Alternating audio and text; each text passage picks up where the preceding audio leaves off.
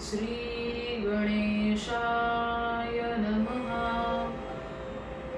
गुरुर्ब्रह्मा गुरुर्विष्णू गुरुर्देवो महेश्वरा गुरु साक्षात् परब्रह्म तस्मै श्री गुरवे नमः।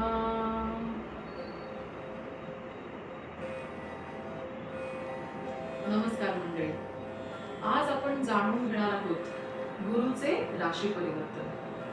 मंडळी, दिनांक 14 मे 2025 रोजी गुरु महाराज म्हणजे आपले गुरु ग्रह हे वृषभ राशीतून मिथुन राशीकडे परिवर्तन करत आहेत।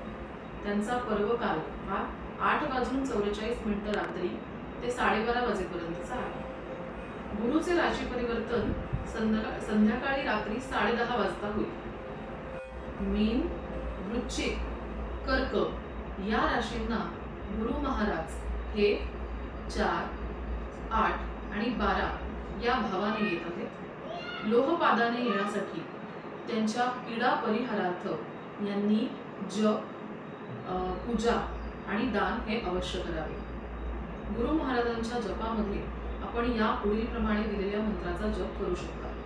मंत्र आहे: देवानांच ऋषीनांच गुरुं कांचन सन्निभं बुद्धिभूतं त्रिलोकेशं तं नमामि बृहस्पती।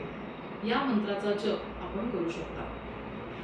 दानामध्ये आपण पिवळ्या रंगाची वस्त्रे, पिवळी फुले, सोन्याच्या वस्तू, हरभऱ्याची डाळ, गूळ हे दान करू शकता।